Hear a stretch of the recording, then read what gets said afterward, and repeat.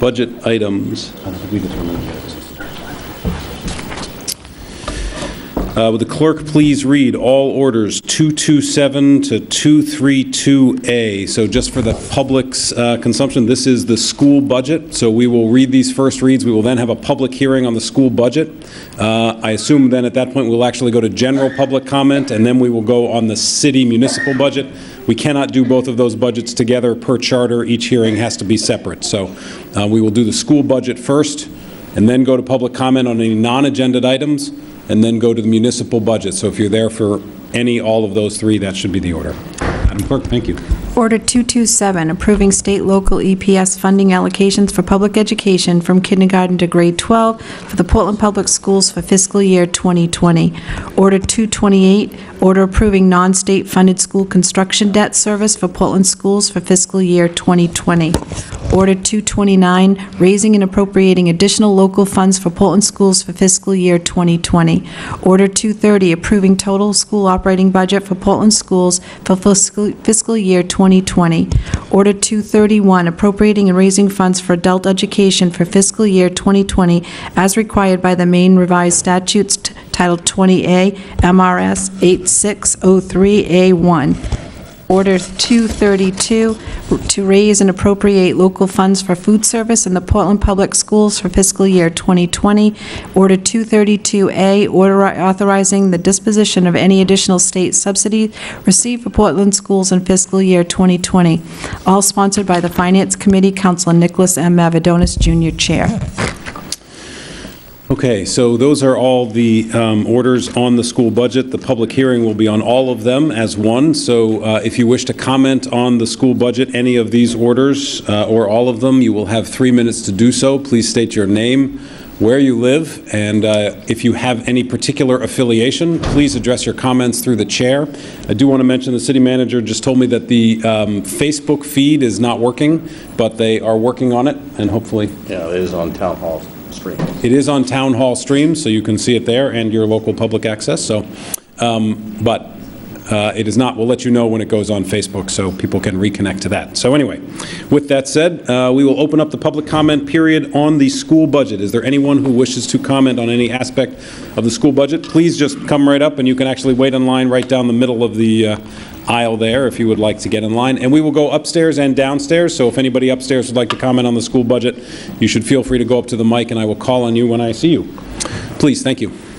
Good evening. My name is Katie Whelan. I am a proud resident of Portland, and I have no kids. And I strongly support the school budget for $117.8 million. In fact, I would support an even more robust budget. I have recently learned that we spend about $15,645 per pupil, which is less than Scarborough and South Portland spend per pupil. Now, I grew up in South Portland. I love SoPo, but the competitive part of me really doesn't like that they're outspending us. The ideological part of me knows that our students deserve more and they deserve better. And when I'm talking about students, I'm not just talking about K-12. I'm also talking about this new pre-K program that we're onboarding, as well as students at Portland Adult Education, which does absolutely transformative work. So I would say without question that this budget is investment in opportunity. It's an investment in equity, and I am deeply grateful for the good work the school board has done, and I would ask that the City Council support every single dollar of it. Thank you. Thank you, Katie. Anyone upstairs? No? Yep. Please step forward. Yep.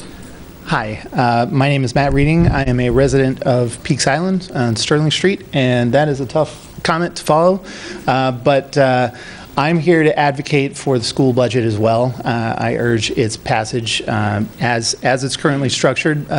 Specifically, I'd like to encourage the council to ensure that any school budget that is passed include funding for the ed tech position that's being proposed to continue pre-K education on Peaks Island, where I can attest through its first year and seeing all of my son's friends who have attended in the year ahead of him, and all of the parents who rely on it for the education of their children in the critical age 4 year, that it has been successful in educating those children and in facilitating a kind of a culture of education on Peaks Island. The Peaks Island Children's Workshop, which had continued a pre-kindergarten program before the institution of this at the public school,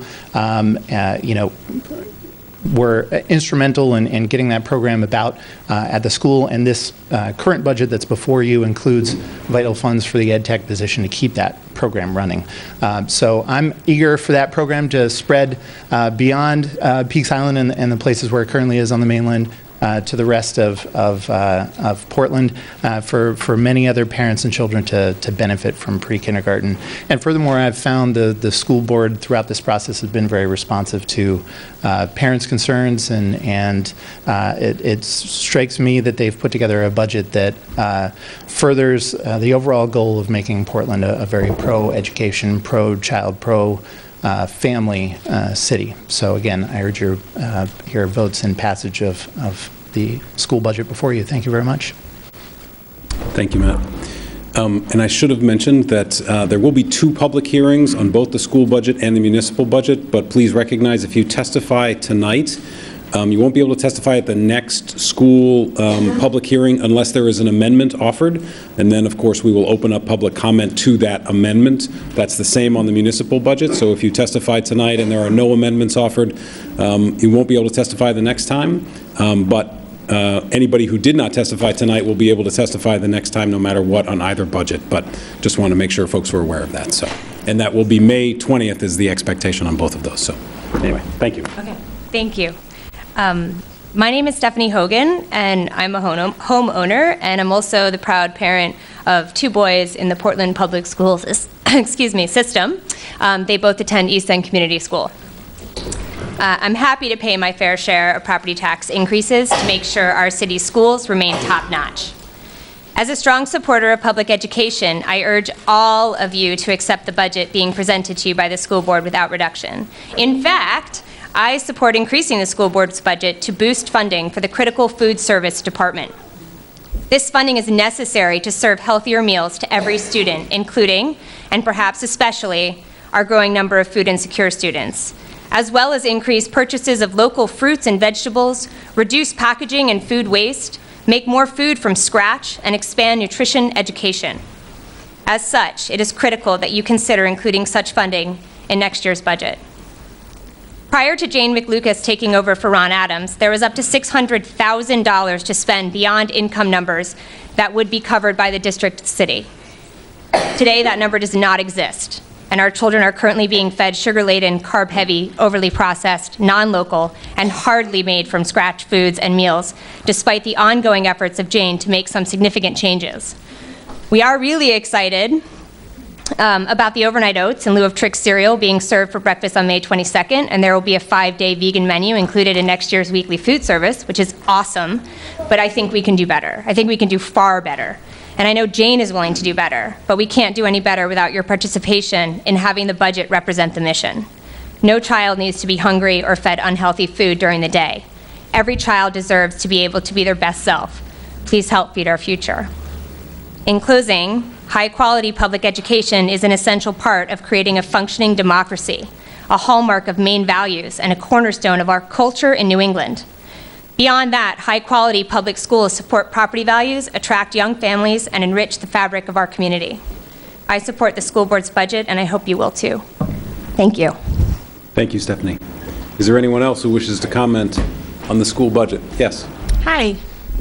My name is Jess Teasdale. I live at 55 Kenilworth Street in the Rosemont neighborhood. I have 3 kids that go to Portland Public Schools. I have 2 daughters at Casco Bay High School and a son at Lincoln Middle School. I strongly encourage the City Council to support the school budget that the school board has unanimously approved, and that in itself is just an amazing thing. The funding that I'm particularly concerned about is the funding going towards behavioral services, towards the ed techs and special ed education teachers. Currently at Casco Bay High School, we have a half-time social worker, which I don't know if anybody in this room struggles with anxiety, but if you have a student who has chronic anxiety and has an anxiety attack, it doesn't work on a part-time schedule. And if your child goes to school knowing that there is not service or a social worker or any type of help on a day that there isn't someone working for social work, it's very traumatic. And I feel like there isn't enough advocacy in this area. But please support the school budget, because I feel like I've looked over the services that are going to be changing and provided with this Breathe program, and I'm encouraged that it's something that's being considered and added to. So I strongly encourage you guys to support the school budget as it is presented to you. Thank you. Thank you, Jess. Please step forward. Hi, my name is Deb Rosenberg, and I'm a resident of Peaks Island, a homeowner. And I'm going to make this brief because I have a squirming pre-K student. And this is my daughter, Leah Rosenberg, and I think some of you may have heard from her earlier this year in support of the school budget, and in particular in supporting the pre-K program. Do you want to say hi? Hello. And I think my daughter has a few comments she'd like to make too. I support it too, and I have a few things that I think you could take away from Peaks Island School that's not pre-K. Like, for example, the school lunches, which I actually think already they're not very healthy, so it would be fine to just bring lunches from home. And also, how we have gum at school isn't really fair, and we could take that away, and yeah. Okay, you want to say something too? By the way, I am going to preschool. Good job. I think we'll leave it at that. Thank you, guys. Thank you, Deb. Please step forward. Dr. Priscilla Pathak, a naturopathic doctor, live on Emory Street in Portland. I pray that you'll pass and not decrease the proposed school budget by 1 cent. Every child in our city, no matter their background, their race, their financial situation, deserves the kind of education that especially the Portland Promise program is proposing. And I'd like to believe that the majority of my neighbors feel the same way. The small amount per household, something like an average of $12 a month, I don't think will break the financial bank of most of us. I live on a street where on one end, some of the wealthiest and most advantaged have the opportunity to attend Waynfleet. And a block in back of me, the many immigrants and lesser advantaged have the opportunity to attend Reiki. I want to see everyone's children all over our city given the advantage they deserve. For those who are the least advantaged among us, the ability to attend the high quality, especially that high quality pre-K programs that are planned can predictably close that achievement gap. Consider it. Our children, everyone's children, are the future. If we don't provide them a quality education for all of our children, the structures they need, the technology, the teachers that all that requires, if this budget doesn't get support from every one of us, we will get what we do not pay for. Thank you, Priscilla. Yeah. You said what I was going to say, only better. She just took the words out of my mouth, but much more gracefully. My name's Joanna Frankel. I live on Brackett Street, so same neighborhood. And I'm here to urge you to support the proposed school budget put forth by the superintendent, passed unanimously by the school board. I've worked as an educator and administrator in early childhood and elementary education for over 20 years. I have a child in 4th grade at Reiki School. And I believe in the Portland Promise. If we do not address the social and emotional needs of our students, if we do not institute quality public pre-K, if we do not work to close the achievement gap that the data in our district has well documented, we will pay later. And I know you all on the City Council have been struggling mightily with issues in our city such as homelessness, mental illness, drug abuse, and unemployment. We need to invest in education now. It is cheaper than dealing with those issues later. So $12 a month added on to the average property owner's tax bill is a reasonable and sane ask. That's 4 cups of Starbucks coffee a month, and not even the fancy kind. That's less than a half of a monthly subscription to the Portland Press-Herald. And it's kind of ridiculous in compared with how much we all pay for cable and internet in our homes. I find it hard to imagine that anybody could walk up the stairs of City Hall today and be surrounded by the incredible artwork of our public school kids and not want to pass this budget. So call me crazy, but I believe it's our responsibility to take care of all of our children, and I believe in public education as the cornerstone of democracy. So thanks for listening to me again, and I thank you in advance for your full support of the school budget. Thank you, Joanna. Anyone else who wishes to comment on the fiscal year 20 school budget? Hi there. My name is Kate Vaughn. I live in the Back Cove neighborhood on Hall Street. I have 2 children who attend Ocean Avenue Elementary and Lyman Moore Middle School, respectively, and I'm here to strongly encourage you to accept the school board's budget as is and not decrease it at all. One of my children has been very fortunate to benefit from the behavioral health services available in his school and is thriving this year in a way he wasn't last year because of it, and I want those sort of supports in our schools, and every kid deserves them. So thank you. Thank you, Kate. My turn. Mr. Chairman. Thank you all. Roberto Rodriguez, 17 Sanborn Street, parent of a licensed 5th grader and also the chair of the Portland School Board. First of all, I want to thank the City Council for your work and service to the city. And once again, I want to speak in strong support of the FY20 approved budget from the school board. I'm proud of the investments that we're envisioning in this budget. I'm proud of the way that we look to advance the goals of the Portland Promise, our comprehensive plan. And I'm mostly proud of the aggressive approach to narrowing that achievement and opportunity gap that we've been staring at for so many years. I think that things like the pre-K expansion are a game changer to this district. It's something that it's truly an investment, and like another person just said before me, it's something that we will reap the benefits of in the future.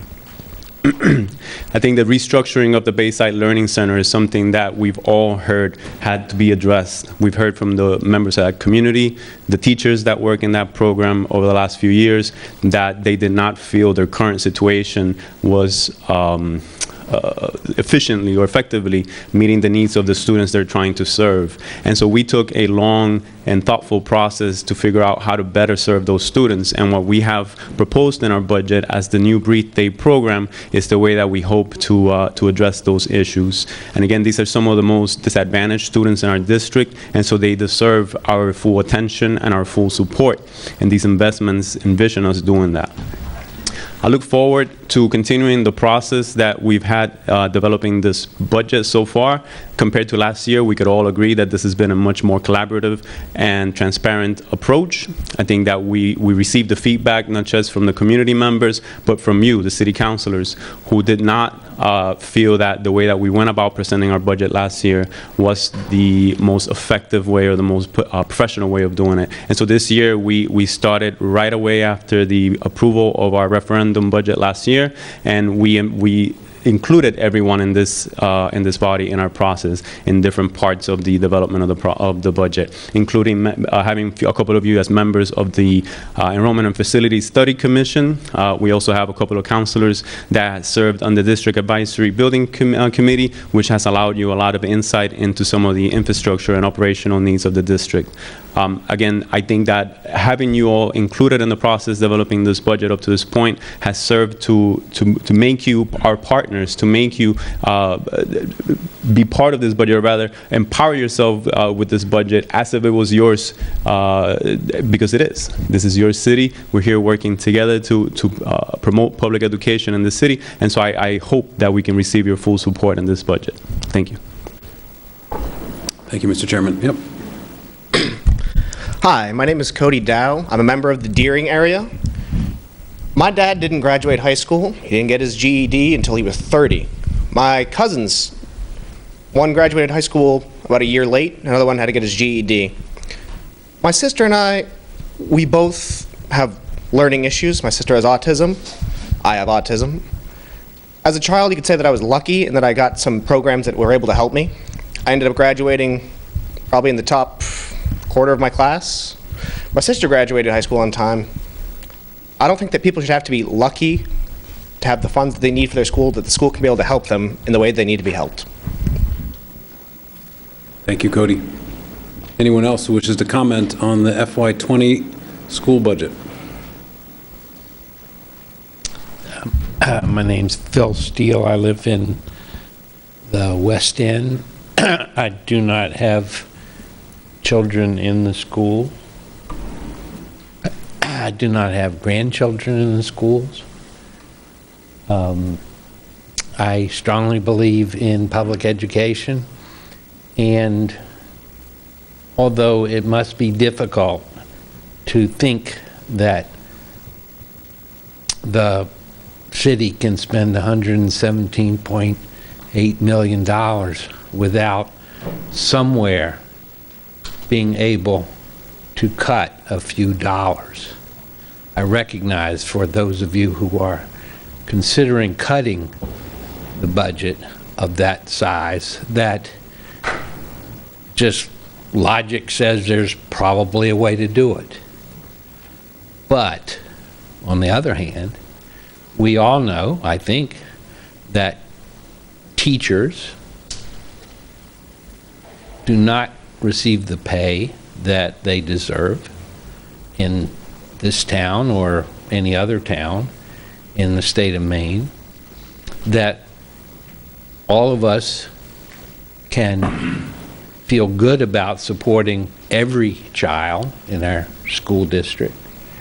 And I encourage all of you, each of you, to step forward with what might be a difficult decision and simply say, yes, I support the public schools, recognizing that the superintendent and all of the administration, the public, the school board have worked hard to trim what they can without sacrificing the goals of a better education for all of Portland's kids.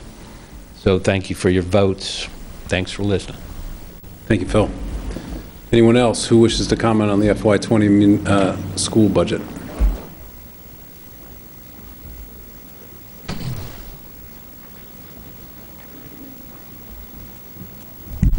Stephen Sharp of Cumberland Avenue in Portland. I don't know anybody who pays for the Portland Press Herald these days, so I don't know why you'd save money on that. Comparing the city school budget to any other town is comparing apples to oranges, because we do things in the Portland City school budget that they don't do in other places. The PAS institution is in our budget, but most of it is paid for out of a different, is refunded from other sources. So we operate a school that that we don't pay for most of it, theoretically. So that's just one example. Our adult ed program is massive compared to any other school department. So you really can't compare plus most other cities, towns, their adult ed budget is outside the school budget.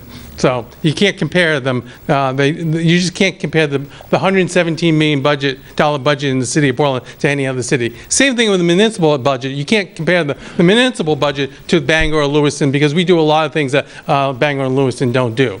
So that should never be used as a comparison. The reference to Portland Promise and the wonderful things that it's going to achieve, and that somebody spoke about the core, how it's going to help all the kids in Portland to achieve. $276,000 of the $2.6 million increase is for core education increases. The rest of the $2.3 million in the school budget increase investments is for other things. It's for the Bayside Learning Project and the pre-K. Core instructions is only going to get $276,000. So to say that this is going to core education learning is a misnomer. There is opportunities to reduce the increase in the school budget. There are ways to do it. And I would encourage the City Council to do that. Look for ways to reduce the increase. I want to speak about one more thing, and that is the adult education program. I support the adult education, but I think we should be doing it differently. And I'm going to use this as an opportunity to talk about that. The school department in their presentations talked about a new regional collaborative that's happening in adult ed and learning. And quite frankly, I think that a regional collaborative should take over all adult ed in the region. And it should be part of Southern Maine Community College. It should be one organization running it outside the city of Portland, and we should essentially spin it off to an outside organization to run all of adult ed in the Portland region. Mr. Scharf, your time has expired. Thank you. Thank you. Is there anyone else who wishes to comment on the FY20 school budget? I think I saw somebody getting up if you want. Yep.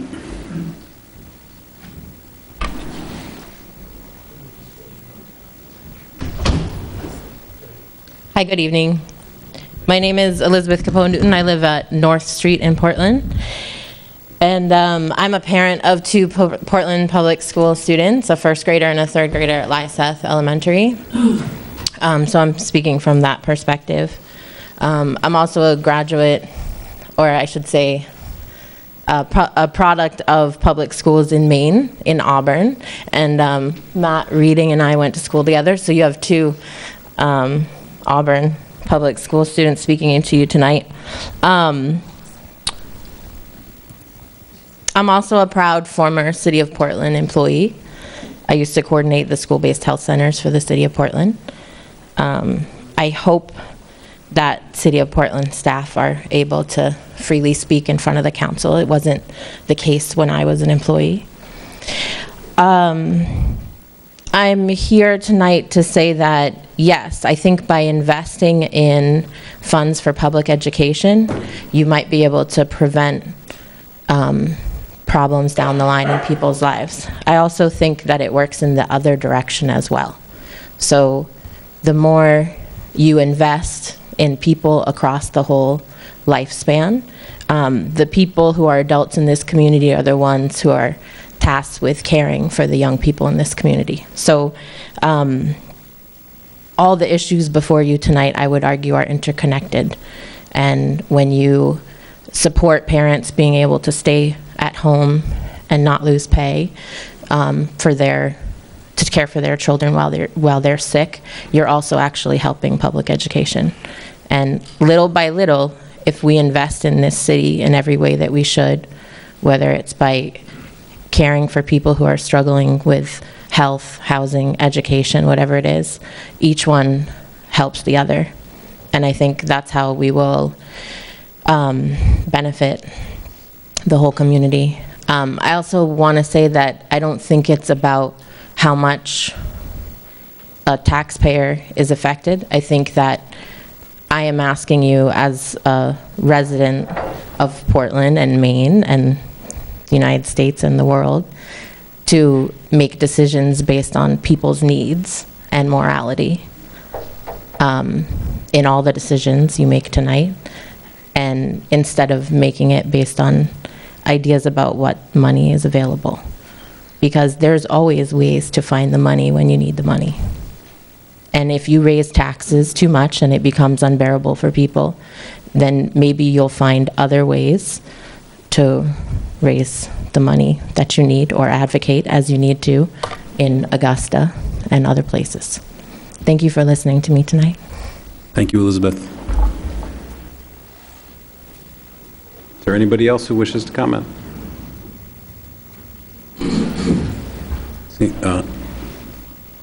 Seeing none, we will close the public comment. Is the public comment period, is that it? Okay. Seeing none, we will close the public comment period.